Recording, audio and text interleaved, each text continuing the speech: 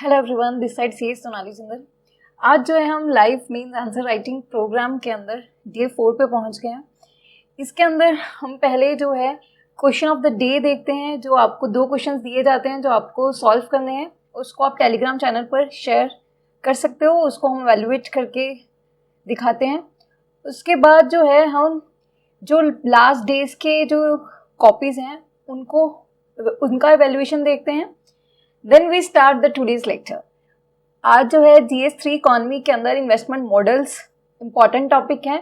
GS3 का syllabus के अंदर डायरेक्टली ये मेंशन है। उसके अंदर हम सब थीम देखेंगे PPP model for the infrastructure, और इंफ्रास्ट्रक्चर की सिग्निफिकेंस क्या है, क्यों ज़रूरत है, ये सब हम इस लेक्चर के अंदर डिस्कस करेंगे। इसके अंदर अगर हम देखते हैं पहले क्वेश्चन ऑफ द डे, ये है जो आपको आज के दिन के लिए प्रैक्टिस करना है। Critically examine the role of the PPPs in bridging the infrastructure gap in India, suggest measures to create an enabling environment for the more effective implementation of the PPP models। तो जो role है PPP का उसको critically examine करना है, means you have to mention the positive and negative of the PPPs। Then you have to write about the measures जो basically enabling environment create करेगा for the PPP। Next question जो है ये previous year question. As usual हम हर दिन एक previous year question लिखने को लेते हैं ताकि हमारी उसकी भी प्रैक्टिस होती रहे। इसमें पूछा गया है explain the meaning of the investment in the economy in the terms of capital formation, discuss the factors to be considered while designing the concession agreement between public entity and private entity. तो public entity और private entity के बीच में जो agreement sign होता है जिसके basis पे इंफ्रास्ट्रक्चर डेवलपमेंट की जाती है, उसके जो फैक्टर्स हैं क्या कंसीडर होने चाहिए, इस क्वेश्चन में ये पूछा गया है। ये दोनों क्वेश्चन जो है आपको प्रैक्टिस करने हैं। अब हम जो लास्ट डेज की जो कॉपीज हैं उनको देख लेते हैं।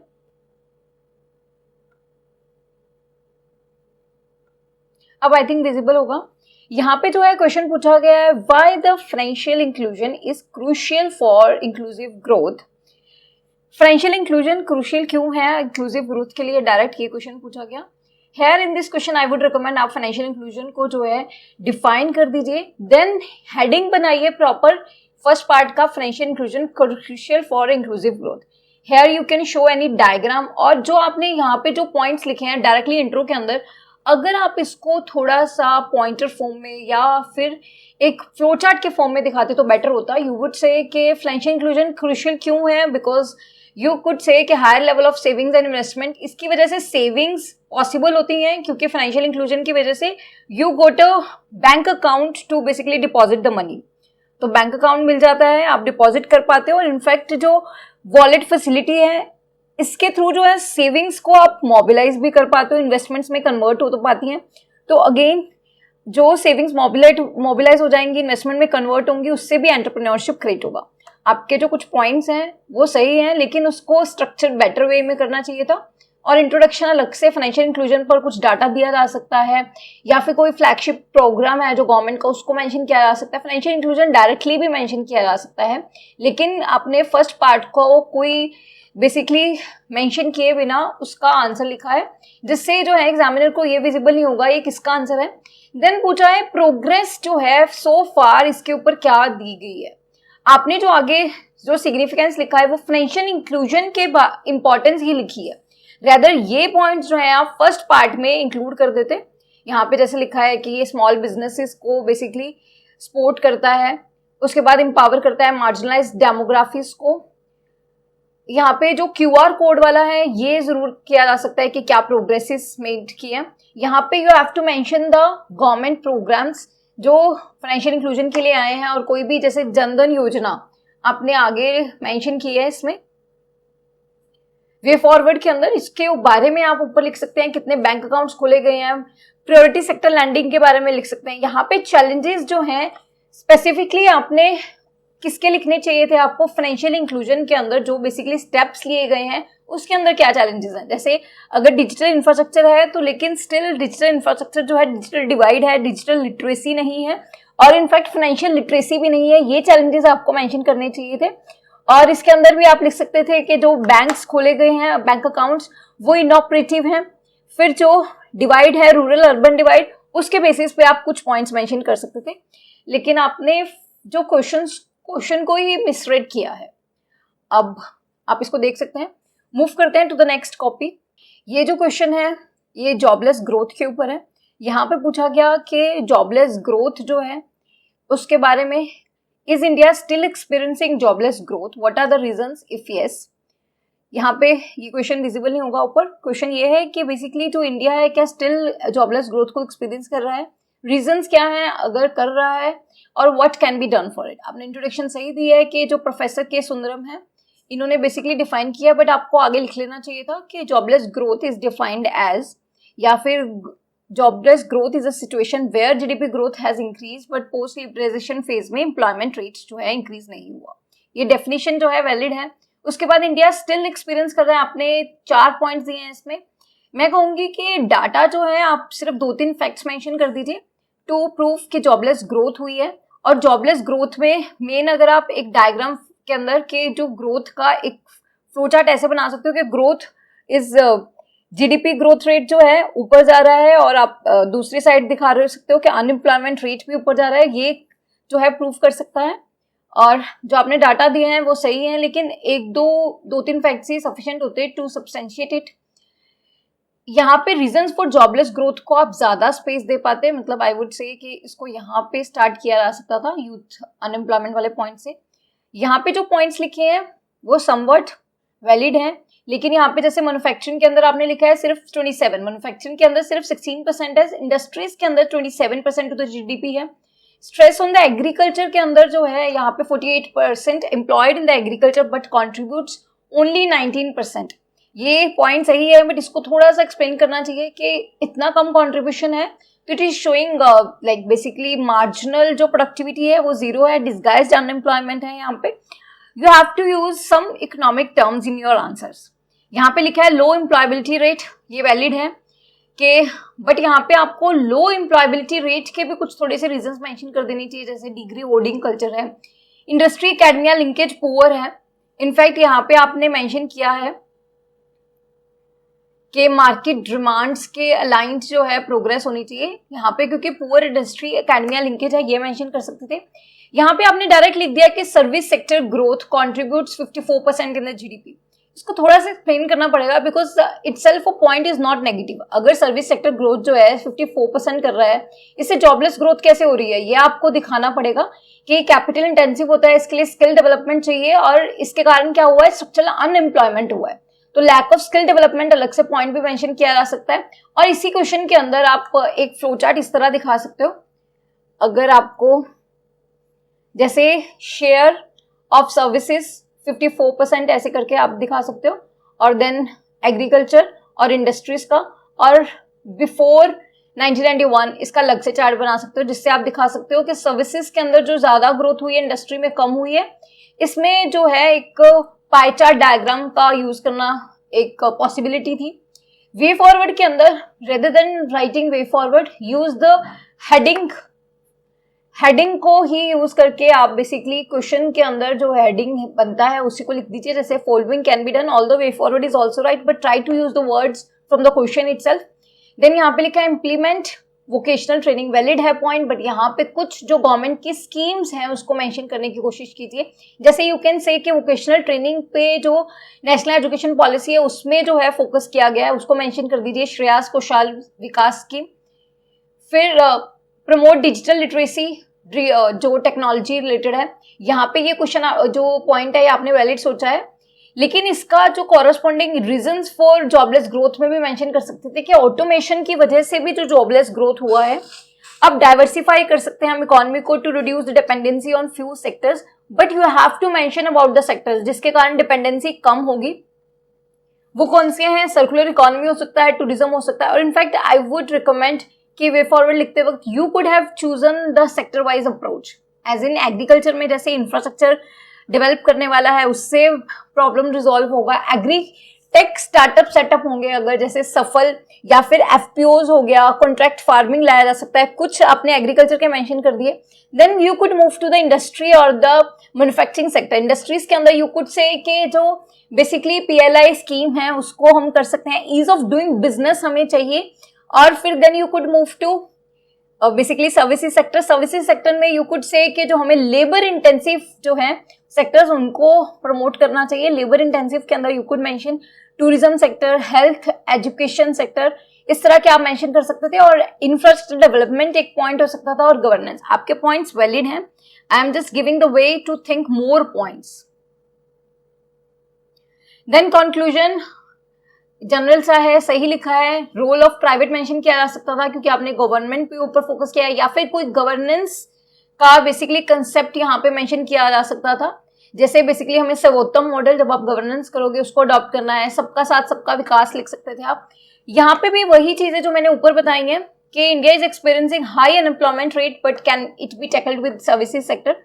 यहाँ पे जो मैंने आपको मेंशन किया है कि सर्विसेज सेक्टर के अंदर क्या चेंजेस होंगे या कौन सा सर्विस सेक्टर हमें चाहिए जिसके कारण जो है हम अनएम्प्लॉयमेंट रेट को कम कर सकते हैं। यहाँ पे क्वेश्चन के अंदर आपने जैसे लिखा है,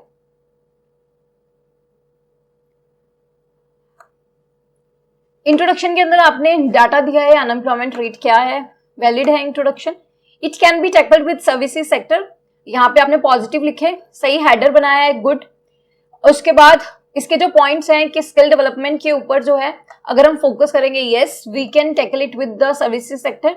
enhance e governance initiative, digital India campaign वगैरह स्टार्ट करेंगे उससे भी। अब ये जो पॉइंट है कि हमें लीगल और कंसल्टिंग सर्विसेज को इनकरेज करना चाहिए, ये कुछ वैलिड नहीं है। ये तो आप कुछ भी सर्विसेज सेक्टर के कुछ फर्म्स मेंशन कर दोगे कि उसके अंदर आप जॉब्स क्रिएट कर सकते हो, ये वैलिड पॉइंट नहीं होगा। रेदर इसके अंदर आप कुछ कह सकते थे कि हम एजुकेशनल स्टैंडर्ड्स बढ़ा सकते हैं ताकि इंडस्ट्री और एकेडमिया लिंकेज जो है वो बढ़ा सकते हैं। दैट वे जैसे लो फर्म्स के अंदर ये प्रॉब्लम आती है कि जो बेसिकली सिलेबस है जो पढ़ाया जाता है वो एक्चुअली बेसिकली आगे कैंपस प्लेसमेंट वगैरह नहीं हो पाता, उसमें आप वर्कआउट कर सकते थे। या यूनिवर्सिटीज के अंदर जो कैंपस प्लेसमेंट फैसिलिटीज हैं वो इंक्रीज करनी चाहिए। फ्रीलांसिंग प्लेटफॉर्म सपोर्ट करने चाहिए। गीग इकोनॉमी को मेंशन किया जा सकता था यहाँ पे। सोशल सर्विस जैसे यहाँ पे एक्सपैंड करना telecommunication services, it's similar to third point. इस तरह ऐसे सर्विसेज मेंशन करने से कुछ भी नहीं है। मतलब अगर हम टेली कम्युनिकेशन सर्विसेज को एक्सपैंड करते हैं, हो सकता है कि उसमें ऑटोमेशन आ जाए। How will you boost the employment? Here you have to mention services को जो है आप एग्जाम्पल में मेंशन कीजिए कि जिसके अंदर आप बेसिकली एम्प्लॉयमेंट क्रिएट कर सकते हो, but you have to write about the broad points कि किस तरह हम वो कर सकते हैं। और मैंने ऊपर भी मेंशन कर दिया है आपके यहाँ पे कि कौन से लेबर इंटेंसिव सर्विस सेक्टर चाहिए हमें, जैसे टूरिज्म हो गया, हेल्थ हो गया, education sector, in fact logistics sector से भी बहुत जॉब्स क्रिएट होंगी। उसके बाद आता है चैलेंजेस के lack of quality education, valid point, skills mismatch है, इसी को स्ट्रक्चरल अनएम्प्लॉयमेंट कहते हैं। और यहाँ पे आपने लिख दिया job in services sector is not labour intensive. There you have to write यहाँ पे बेसिकली जो ग्रोथ हुआ है वो कैपिटल इंटेंसिव का हुआ है। सर्विसेज सेक्टर के अंदर कुछ सेक्टर्स हैं, कुछ इंडस्ट्रीज होंगी जो कि बेसिकली लेबर इंटेंसिव भी होंगी, लेकिन इंडिया के अंदर जो ग्रो हुई है they are capital intensive services sector.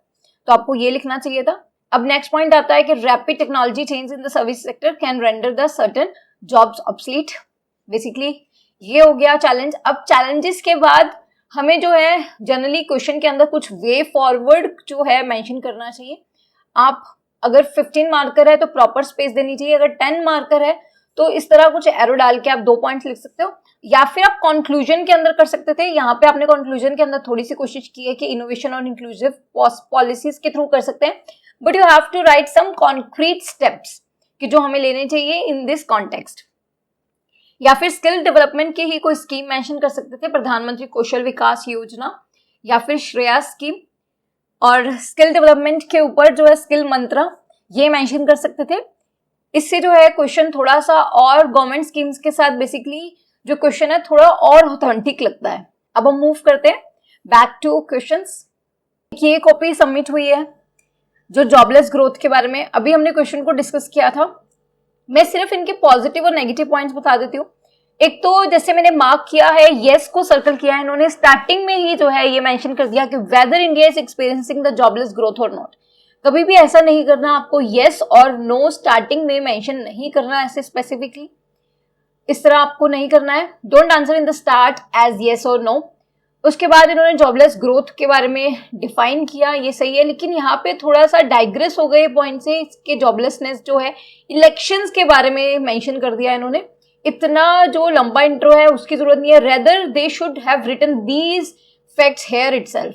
कि जॉबलेस ग्रोथ है उसको दिखाने के लिए अगेन हमने पिछले क्वेश्चन में देखा था कुछ डायग्राम बनाया जा सकता था। यहाँ पे कहा है reason behind the basically growth of the jobless growth, इन्होंने अनऑर्गेनाइज सेक्टर और लैक ऑफ स्किल्स, ये सेपरेट पॉइंट बन सकते थे, वैलिड पॉइंट्स हैं।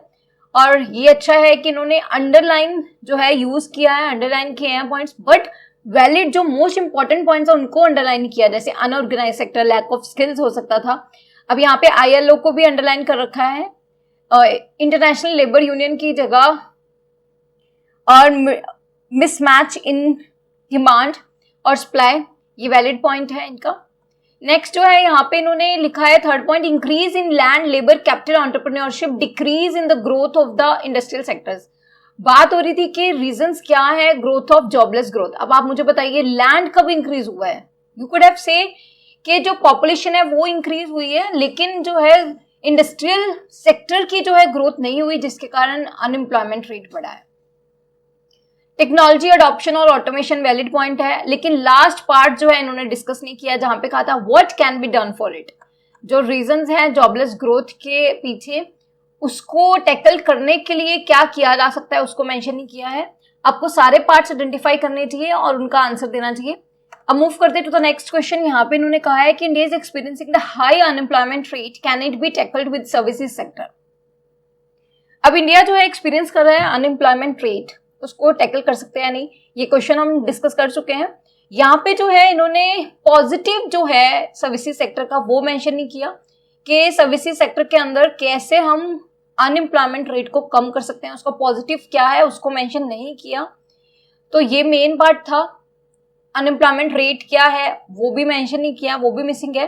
चैलेंजेस क्या है वो समवेयर ठीक है कि स्किल्स नहीं है, और कैपिटल इंटेंसिव वाला पॉइंट आप लिख सकते थे, लेकिन ये कॉस्टली स्किल डेवलपमेंट प्रोग्राम है, how it can be challenge with the services sector, मतलब ये इनवैलिड पॉइंट है।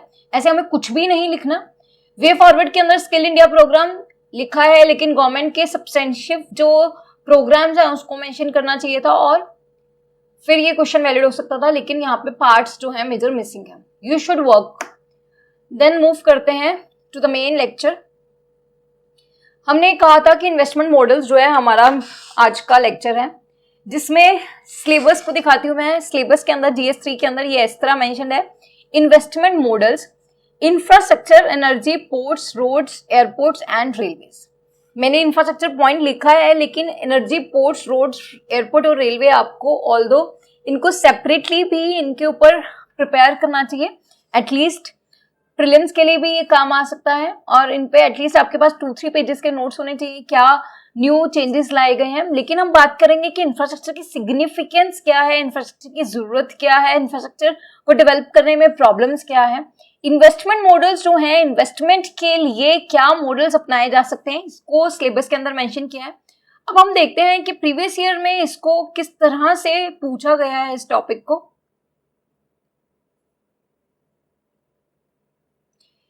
यहाँ पे आप देख सकते हो फर्स्ट क्वेश्चन जो है पूछा गया है, explain the meaning of the investment in the economy in the terms of capital formation.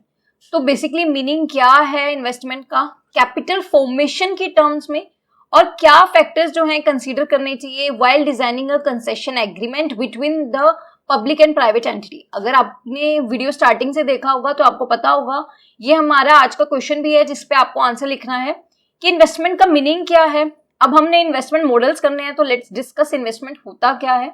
Investment आपको पता होना चाहिए। अगर हम इन्वेस्टमेंट देखते हैं तो इन्वेस्टमेंट का जो ब्रॉडर मीनिंग है वो क्या होना चाहिए कि जिसके कारण जो है कैपिटल एसेट जो है क्रिएट हो जाए, उसको कह देते हैं हम इन्वेस्टमेंट। इन्वेस्टमेंट जो है आपकी, अगर हम लेमन फॉर्म में देखते हैं तो ये शॉर्ट टर्म भी हो सकती है, लॉन्ग टर्म भी हो सकती है। इन्वेस्टमेंट से ऑब्वियसली फ्यूचर इकोनॉमिक बेनिफिट्स होंगे, यही एसेट्स के बारे में कहा जाता है। तो शॉर्ट टर्म होगा तो बेसिकली हम किस तरह की इन्वेस्टमेंट कर रहे हैं जो आपको एक ही साल में बेनिफिट देगी। लेकिन लॉन्ग टर्म इन्वेस्टमेंट को ही बेसिकली मेन इन्वेस्टमेंट कंसीडर किया जाता है, जहां पे हम कैपिटल स्टॉक में इन्वेस्ट करते हैं, कैपिटल एक्सपेंडिचर। इनफैक्ट जब आपने प्रीलिम्स किया होगा तो वहां पे रेवेन्यू एक्सपेंडिचर और कैपिटल एक्सपेंडिचर के अंदर डिफरेंस किया होगा। कैपिटल एक्सपेंडिचर करने के बाद जब कोई इन्वेस्टमेंट की जाती है वो लॉन्ग टर्म के लिए बेनिफिट के लिए काम आती है, उसको कहते हैं हम इन्वेस्टमेंट। यही आपको उस क्वेश्चन के अंदर जो है एक्सप्लेन करना था कि इन्वेस्टमेंट का मीनिंग क्या है। उसके बाद कहा गया है कि जो कंसेशन एग्रीमेंट है बिटवीन द पब्लिक एंटिटी, और इसको देखने से पहले हम पीपीपी मॉडल हमें समझ आना चाहिए। जो बेसिकली इंफ्रास्ट्रक्चर है उसको डेवलप करने के लिए ऑब्वियसली पब्लिक फंड सफिशिएंट नहीं होते, प्राइवेट को भी आगे आना पड़ता है। तो इसको जो है प्राइवेट और पब्लिक पार्टनरशिप क्रिएट की जाती है ताकि प्राइवेट से हम कुछ फंड्स ले पाएं। उनके अंदर एक कॉम्पिटिटिव स्किल्स होते हैं, कंपटीशन लेके आ पाते हैं वो इंडस्ट्री के अंदर, प्लस वो एफिशिएंसी भी लेके आते हैं, मैनेजमेंट स्किल्स लेके आते हैं। आप देख सकते हैं बीएसएनएल और एयरटेल के अंदर डिफरेंस, और जितनी भी प्राइवेटाइज होती हैं वो उसके बाद कितनी एफिशिएंटली चलती हैं। तो प्राइवेट सेक्टर से हमें एफिशिएंसी जो है वो मिलती है, उसको लेके आने के लिए कंपटीशन आता है, और फंड्स भी जो है गवर्नमेंट का, क्योंकि फिस्कल डेफिसिट ज्यादा है। Here you have to use the word fiscal deficit. इस तरह के वर्ड्स जो हैं आपके कॉपीज में नहीं देखे जा रहे, तो please try to use them. Fiscal deficit है, गवर्नमेंट के पास फंड्स की कमी है, इसके कारण हमें क्या चाहिए, पीपीपी मॉडल। अब पीपीपी मॉडल के अंदर पब्लिक पार्टनर, जो पब्लिक प्राइवेट पार्टनरशिप की जा रही है, इसके अंदर एक एग्रीमेंट बनाया जाएगा जिसके बेसिस पे वो बेसिकली अपने रिस्क को शेयर करेंगे। अब इसके अंदर किस तरह के फैक्टर्स होंगे आप सोच सकते हो।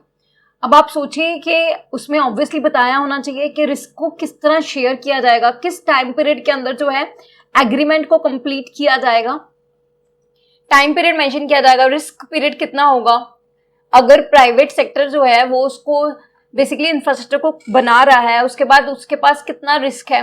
आउटपुट बेस्ड मोडेलिटीज के ऊपर, अगर सपोज करो कि हमने ब्रेड्थ बोला था कि हमें 19 मीटर चाहिए लेकिन वो कम निकल जाए, तो उसके बाद क्या किया जाएगा, कौन इसका जो बेसिकली कॉस्ट है वो बियर करेगा, अथॉरिटी कौन सी होगी जो इसके साथ डील करेगी, किस सेक्टर के अंदर फॉल करता है, फाइनेंस को कैसे शेयर किया जाएगा, किस बेसिस पे किया जाएगा। और फिर आता है इन्वायरमेंट इम्पैक्ट असेसमेंट। ये इंपॉर्टेंट पॉइंट है, इनफैक्ट जीएस3 के अंदर सिलेबस के अंदर ये स्पेसिफिकली भी मेंशन है, ये भी पता होना चाहिए इन्वायरमेंट इम्पैक्ट असेसमेंट की जो क्लियरेंसेज है वो कौन लेगा, लैंड क्लियरेंसेज के रिगार्डिंग, और रिसोर्स के यूज रेशनलाइजेशन के ऊपर। ये कुछ फैक्टर्स हैं वो कंसीडर होने चाहिए कंसेशन एग्रीमेंट के अंदर, ताकि हम पीपीपी एग्रीमेंट को जो है एक एफिशिएंट डॉक्यूमेंट बना पाए। देन क्वेश्चन आता है कि investment in infrastructure is essential for more rapid and inclusive economic growth. ये क्वेश्चन जो है बहुत सिंपल है, लेकिन इसके अंदर कुछ एक एंगल ऐड करना चाहूंगी मैं। ये 2021 के अंदर पूछा गया, इसको आप एक डायमेंशन और क्या डाल सकते थे। ऑब्वियसली जो अब तक हमने डिस्कस किया है उसके बेसिस पे आप आंसर को लिखने का स्टाइल समझ चुके हैं कि जब हमें दिखाना है कि कैसे करेगा, rather we should go for sector wise approach. You could say कि अगर एग्रीकल्चर में जो है इंफ्रास्ट्रक्चर डेवलप हो जाएगा उससे क्या होगा, फार्मर्स की इनकम को डबल किया जा सकता है क्योंकि उनके कॉस्ट ऑफ प्रोडक्शन कम की जा सकती है। उनको अगर हम बेसिकली इंफ्रास्ट्रक्चर दे देंगे, मतलब जैसे ट्रांसपोर्टेशन सेक्टर दे दिया, अब वो जो है सेल कर सकते हैं अपने मार्केट के अंदर, जो कनेक्टिविटी आ सकती है, मे बी उनको इंफॉर्मेशन मिल जाए, तो बेसिकली प्राइस डिस्कवरी वो बेटर कर पाएंगे। इस तरह के आप पॉइंट्स एग्रीकल्चर में मेंशन कर सकते हैं। Then you could move to basically industries के अंदर आप मेंशन कर सकते हो कि इंडस्ट्रीज के अंदर जब हम ये कर पाएंगे, इंफ्रास्ट्रक्चर डेवलप हो जाएगा तो कॉस्ट ऑफ प्रोडक्शन डाउन चले जाएगी, कॉस्ट ऑफ लॉजिस्टिक ये कम हो जाएंगी, ईज ऑफ डूइंग बिजनेस होगा, मोर इंडस्ट्रीज जो है सेटअप होंगी, तो हम ग्रोथ अचीव कर सकते हैं। लेकिन यहाँ पे आपको इंक्लूसिव फोकस करना है तो आप एम्प्लॉयमेंट के ऊपर फोकस कर सकते हैं कि इसके कारण एम्प्लॉयमेंट जनरेट होगा। सर्विसेज सेक्टर के अंदर यू कैन से कि जो इंफ्रास्ट्रक्चर है वो कैसे हेल्प करेगा, जैसे टूरिज्म सेक्टर के अंदर इंफ्रास्ट्रक्चर हेल्प कर सकता है। तो आप इस तरह जो है इंफ्रास्ट्रक्चर की जो सिग्निफिकेंस है सेक्टर वाइज लिख सकते हो।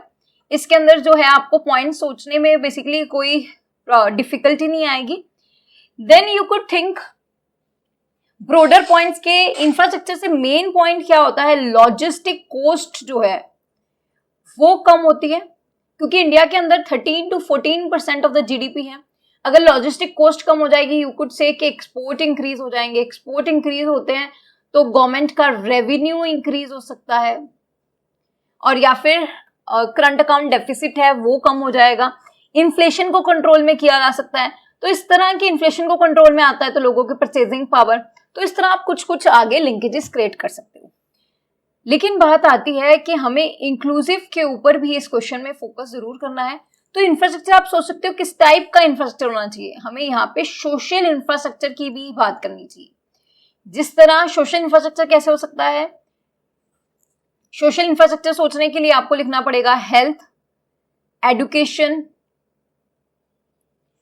इस तरह का हमें इंफ्रास्ट्रक्चर क्रिएट करना पड़ेगा इंक्लूसिव बनाने के लिए। देन यू कुड थिंक कि बेसिकली हमें रैपिड और इंक्लूसिव इकोनॉमिक ग्रोथ जो है, क्या वो सिर्फ इंफ्रास्ट्रक्चर के अंदर इन्वेस्टमेंट करने से ही होगी? अगर हम सिर्फ इंफ्रास्ट्रक्चर में ही इन्वेस्टमेंट करेंगे तो उससे क्या होता है, बेसिकली हम इंडस्ट्रीज को जो है बूस्ट कर रहे हैं to produce more. It is a supply side economics. इसको मैं थोड़ा सा एक्सप्लेन करना चाहूंगी। इंडिया के अंदर जो है बेसिकली शुरू से ही हम सप्लाई साइड इकोनॉमिक्स पे वर्क करते हैं, जैसे कि हमने टैक्सेस कम कर दिए या फिर इंफ्रा दे दिया टू द इंडस्ट्रीज। इससे क्या होता है, इंडस्ट्रीज विल सप्लाई। अगर वो सप्लाई करेंगे तो ऐसा जरूरी नहीं है कि लोग डिमांड करेंगे। लोग तो डिमांड तब करेंगे ना अगर they have the money to buy that. We should also work on the demand side economics. Demand side economics के अंदर कब होगा, जब हम इनकी इनकम को इंश्योर करेंगे। इनकम को इंश्योर करने के लिए इनको हमें बेसिकली क्या देना पड़ेगा, जॉब्स। इनको जॉब्स देनी पड़ेंगी हमें। और डिमांड साइड आप कैसे कर सकते हो कि एजुकेशन, स्किल, इसके ऊपर वर्क करना चाहिए। तो आपको आंसर के अंदर एक डायमेंशन और दिखा सकते थे कि हमें जस्ट जो है इंफ्रास्ट्रक्चर की जगह there is a need of working on the demand side economics, जहां पे हम स्किल डेवलपमेंट और एजुकेशन पे वर्क करें, ताकि जो है लोगों के अंदर जॉबलेस ग्रोथ की जगह we could see the employment creation. और जो हमने प्रॉब्लम फेस की है स्ट्रक्चरल अनएम्प्लॉयमेंट की, उसको हम नहीं फेस करेंगे। लेकिन अगर आपको इस तरह नहीं मेंशन करना, आप स्ट्रक्चरल अनएम्प्लॉयमेंट नहीं मेंशन किया करना, तो आप सोशल इंफ्रास्ट्रक्चर की बात कर दीजिए। मतलब वहां पे आप डिवाइड कर सकते हो अपने आंसर को। जैसे फिजिकल इंफ्रास्ट्रक्चर होता है, एक डिजिटल इंफ्रास्ट्रक्चर के बारे में लिख सकते थे आप। डिजिटल इंफ्रास्ट्रक्चर के अंदर क्या होगा कि बेसिकली हमने जैसे पेटीएम फैसिलिटी या फिर जो यूपीआई की फैसिलिटी है, इसके कारण भी आप सोच सकते हो कि फाइनेंशियल इंक्लूजन होता है। डिजिटल इंफ्रास्ट्रक्चर से हम डिजिटल डिवाइड को भी कम कर सकते हैं, तो भी वो क्या हो जाएगा, इंक्लूसिव इकोनॉमिक ग्रोथ। तो डिजिटल इंफ्रा की बात कर दीजिए, फिजिकल इंफ्रा की बात कर दीजिए, और आप सोशल इंफ्रास्ट्रक्चर, तब भी आपका क्वेश्चन जो है वैलिड हो जाएगा। और सेक्टर वाइज भी थोड़े से इंपॉर्टेंस जो है उसको मेंशन कर दीजिए। ओवरऑल जो है इंफ्रास्ट्रक्चर से, जैसे सोशल इंफ्रास्ट्रक्चर आप क्रिएट करते हो तो women equality, gender equality, upliftment की जा सकती है वल्नरेबल सेक्शन की। आपको उस तरह से जो है रैपिड और इंक्लूसिव के ऊपर फोकस कर सकते हो।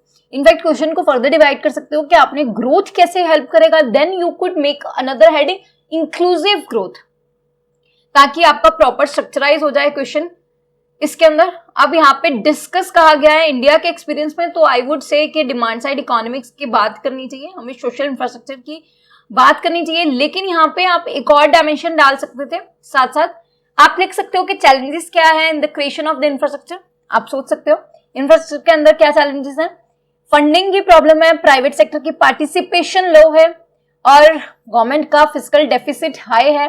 वो किस तरह जो है, इस पे जो एक ट्विन डेफिसिट की प्रॉब्लम बोली जाती है। करंट अकाउंट डेफिसिट भी है इंडिया के अंदर, फिस्कल डेफिसिट भी है।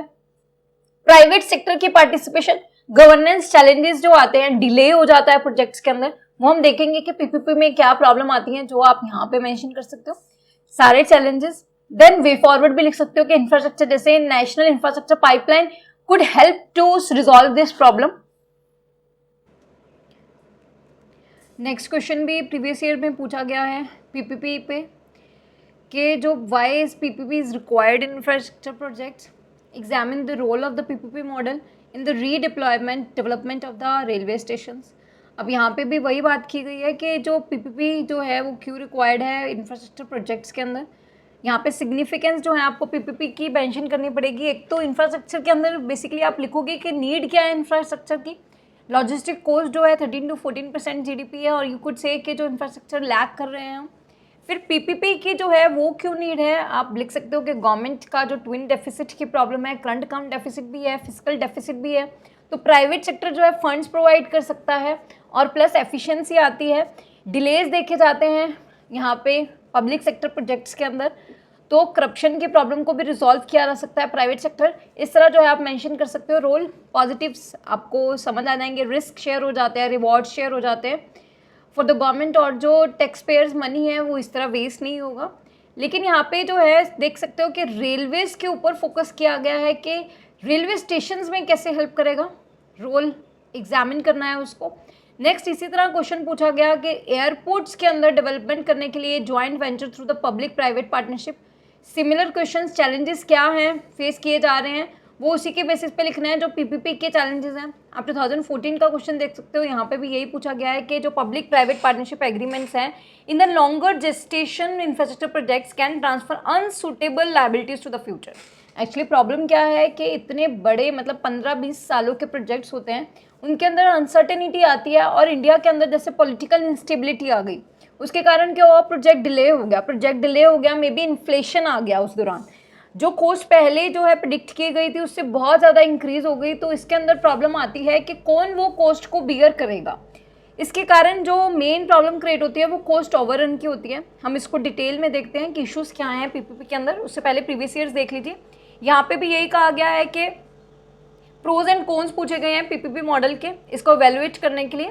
अब हम देख लेते हैं कि जो पीपीपी मॉडल है उसके अंदर क्या प्रोज हैं, वो क्या कॉन्स हैं।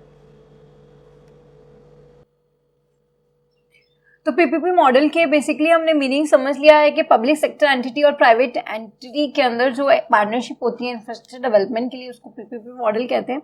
लेकिन इसके पॉजिटिव्स जो हैं वो हम देख चुके हैं, उसके कुछ एग्जांपल्स देख लेते हैं। आप अपने नोट्स के अंदर 2-3 एग्जांपल्स रख लीजिए करिए जो भी आप टॉपिक पढ़ते हो, और उसी को रिवाइज करना इंपॉर्टेंट होता है। पॉजिटिव और नेगेटिव्स को नोट्स में बनाने की जरूरत नहीं होती, उसको थिंकिंग प्रोसेस में लेके आइए। बस उन एक्स्ट्रा पॉइंट्स को नोट्स में लिखिए जो आपको लगता है कि वो आप नहीं सोच पा रहे हैं खुद से, that you have to revise.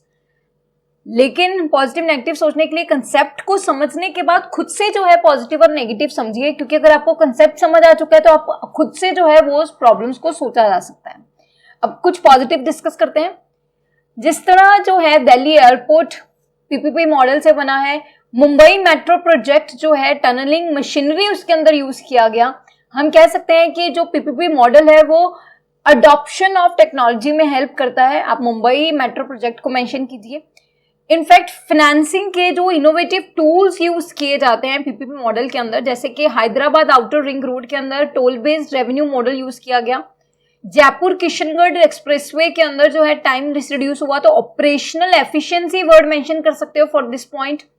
Then Gujarat solar park जो है रिन्यूएबल एनर्जी, तो यू कैन से कि सस्टेनेबल ग्रोथ अचीव कर सकते हैं with the PPP model.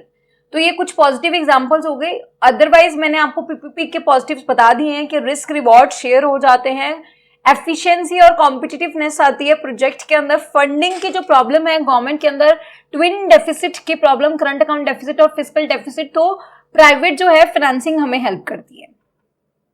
Then move करते हैं इश्यूज क्या है पीपीपी में। जो मोस्ट इंपॉर्टेंट है, आपने देखा होगा कि बार बार घूम फिर कर यही क्वेश्चन पूछा गया है। कॉस्ट ओवररन की प्रॉब्लम है, ये मेजर प्रॉब्लम है। और अगर आपको लिखने की प्रॉब्लम आता है कि इंडिया के अंदर इंफ्रास्ट्रक्चर में डेवलपमेंट में सबसे ज्यादा प्रॉब्लम क्या आती है, तो कॉस्ट ओवररन जो है आपको मेंशन करना है। ये मेजर प्रॉब्लम है इंडिया के अंदर कॉस्ट ओवररन की। इसके अंदर जो बोला गया है कि मॉस्पी के अकॉर्डिंग 400 प्रोजेक्ट्स ने फेस किया। कॉस्ट ओवररन क्या होता है, बेसिकली जब कॉस्ट जो है जो बेसिकली ओवर रीच हो जाती है, जैसे मैंने बताया इन्फ्लेशन आ गया या कुछ भी अनसर्टेन सर्कमस्टांसेस की वजह से प्राइसेस इंक्रीज हो जाते हैं, या फिर बहुत ज्यादा डिलेज हो जाते हैं, जैसे कि लैंड एक्विजिशन में डिलेज हो सकते हैं, इन्वायरमेंट क्लियरेंसेस के अंदर डिलेज हो जाते हैं।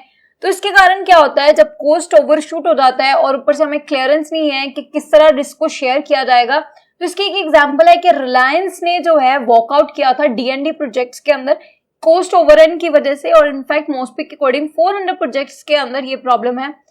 रेगुलेटरी फ्रेमवर्क एब्सेंट है, क्योंकि अगर हम देखते हैं कोई स्पेसिफिक पीपीपी अपीलेट प्रोग्राम जो अथॉरिटी नहीं है या पीपीपी अथॉरिटी नहीं है, रेदर जो सेक्टर जो है उसके साथ कोलैबोरेट या एग्रीमेंट कर रहा है विद द प्राइवेट एंटिटी, वही जो है रेगुलेट करता है। फॉर एग्जांपल एनएचएआई जो है एग्रीमेंट साइन करती है with the private sector Reliance, और उसकी अथॉरिटी भी एनएचएआई ही होती है। तो absence of any independent regulatory framework, इसके कारण क्या होता है, अकाउंटेबिलिटी और ट्रांसपेरेंसी नहीं आती और ट्रस्ट नहीं आ पाता प्राइवेट सेक्टर का, so they don't invest in the PPP models. Then आता है lack of clarity over the concession agreement, हमने डिस्कस कर लिया है कंसेशन एग्रीमेंट कैसा होना चाहिए, रिस्क ट्रांसफर के ऊपर कुछ क्लैरिटी नहीं होती, लैंड एक्विजिशन के अंदर कुछ डिलेज हो जाते हैं, और फंडिंग के अंदर जो है प्रॉब्लम है, जो हमने कहा प्राइवेट सेक्टर डोंट पार्टिसिपेट। अब इश्यूज हैं, इसी से जो है आप ऑब्वियसली निकाल सकते हो वे फॉरवर्ड क्या हो सकता है, लेकिन आपको मैं कुछ जो इंपॉर्टेंट वे फॉरवर्ड है उसको बताना चाहूंगी।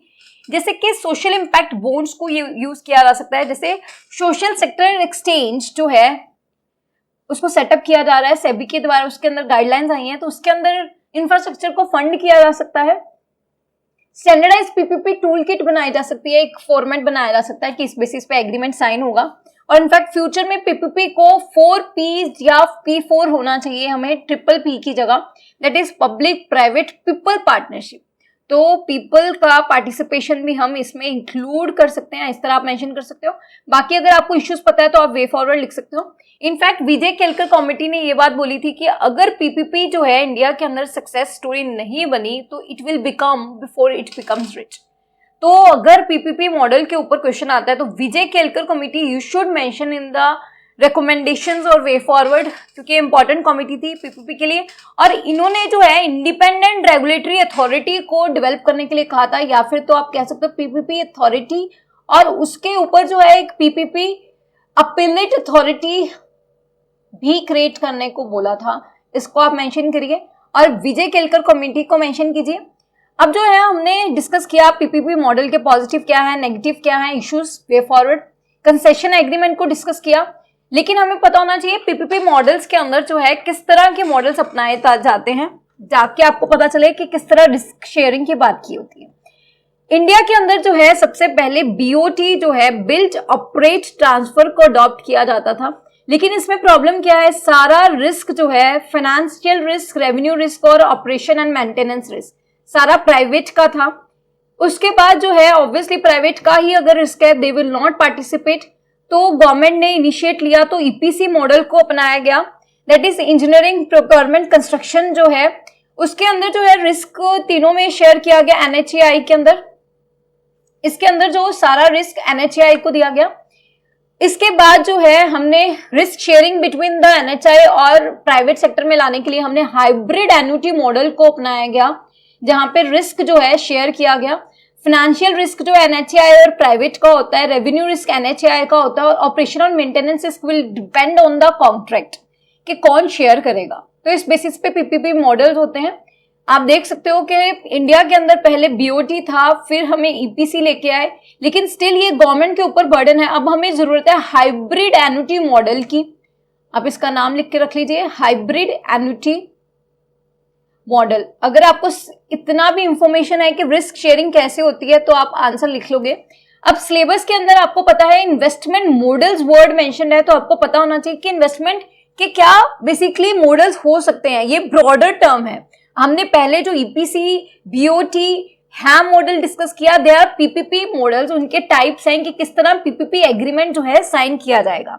अब हम बात कर रहे हैं कि इन्वेस्टमेंट मॉडल्स जो है वो क्या हो सकते हैं।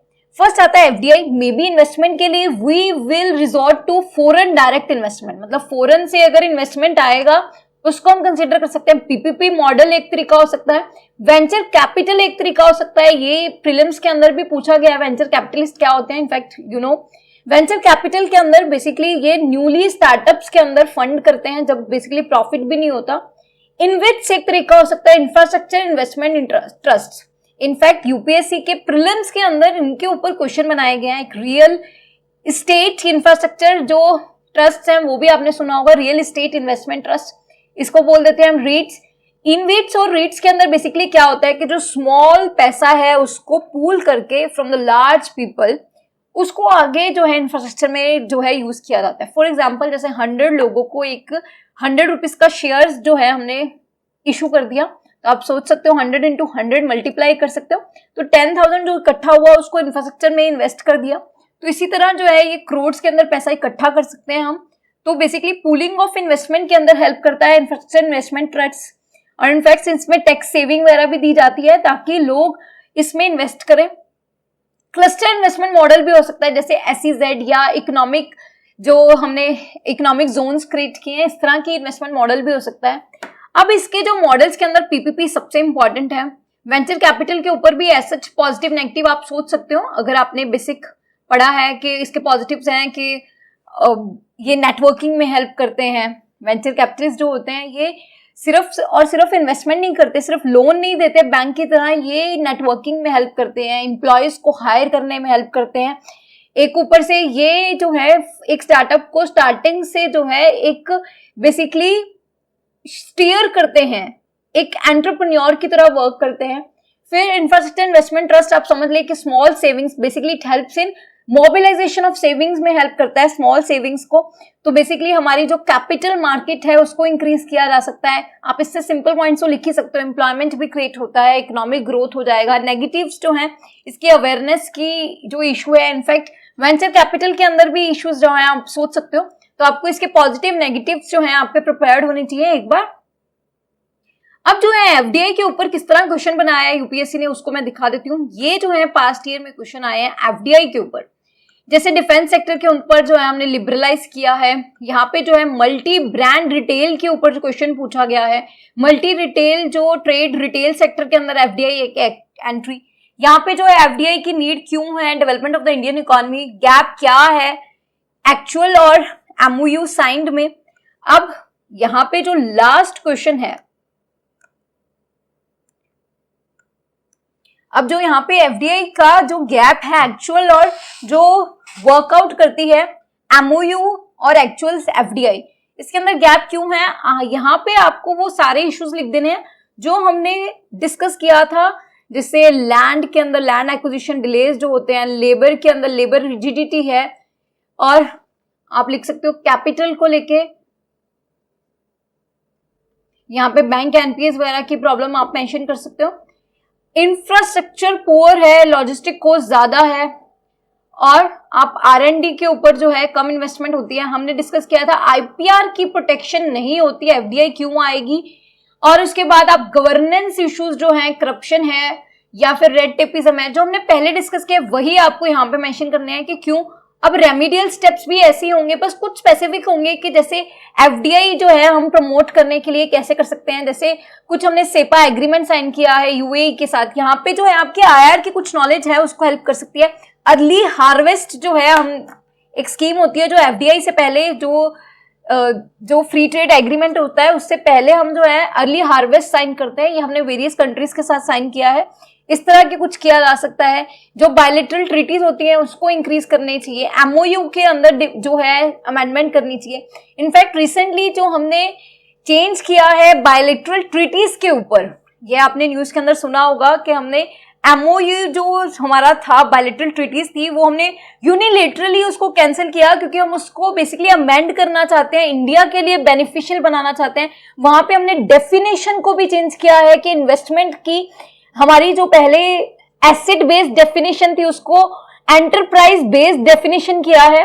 ये आप यहाँ पे पढ़ सकते हो। यहां से मुझे लगता है कि अगर क्वेश्चन बना तो यहाँ पे भी जो एसेट बेस्ड से हम एंटरप्राइज बेस्ड गए हैं तो हो सकता है ये क्वेश्चन रिपीट हो करंट के पर्सपेक्टिव से।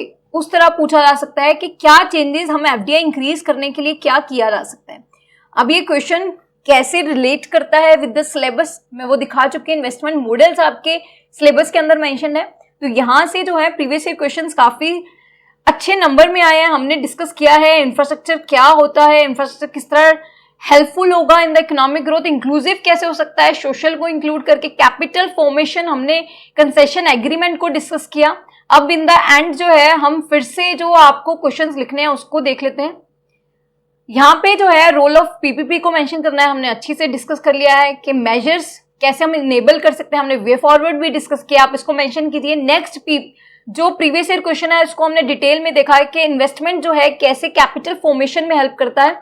और इनफैक्ट आप यहाँ पे दिखा सकते हो कि जो अगर जैसे मान लो कि फार्मर है उसको हमारा लोन वेवियर किया जाए या फिर हमने उसको एमएसपी सब्सिडी दे दी, ये क्या होता है शॉर्ट टर्म। दूसरी साइड हम एग्रीकल्चर इंफ्रास्ट्रक्चर डेवलप करें, जैसे कि वेयर हाउसेस सेटअप किए जाए, कोल्ड स्टोरेजेस सेटअप किए जाए, और साथ साथ जो है ट्रांसपोर्टेशन सेक्टर को ग्रो करें। तो इसके कारण क्या होगा, इंफ्रास्ट्रक्चर के कारण इनकी प्राइस डिस्कवरी जो है वो इंक्रीज हो जाएगी। इनफैक्ट प्राइस इसके कारण जो होती है, इंफ्रास्ट्रक्चर के कारण मेन सेविंग्स जो हैं वो इन्वेस्टमेंट में कन्वर्ट हो जाती हैं। इन्वेस्टमेंट लगा लो या इंफ्रास्ट्रक्चर जो होती है, इसके बाद क्या होती है, एम्प्लॉयमेंट क्रिएट होता है इंफ्रास्ट्रक्चर के कारण, जीडीपी इंक्रीज होती है। आप इस तरह साइकिल दिखा सकते हो, इकोनॉमिक ग्रोथ होता है तो सेविंग्स फर्दर की जा सकती है। इन्वेस्टमेंट से आप इस तरह कुछ फ्लो चार्ट से जो है एक साइकिल दिखा सकते हो, ताकि आपका आंसर जो है मतलब बेसिकली ज्यादा साउंड लगे, इस तरह लगे कि आपने प्रॉपरली उसको समझा है कंसेप्ट को, और इन फ्लो चार्ट से जो है ये वर्ड्स जो है आप बेटर यूज कर पाते हो। और ऑब्वियसली प्रेजेंटेशन के मार्क्स हैं, सबके पास सेम मटेरियल होता है, but how do you present that matters. तो हमने क्वेश्चंस देख लिए हैं कि जो आपको लिखने हैं। Please right these answers and share with us on the Telegram channel, description में उसका लिंक दिया गया है। All the best and please like, share and subscribe our channel so that you can get the updates of our new innovative programs that could help you to clear this exam. All the best. Thank you.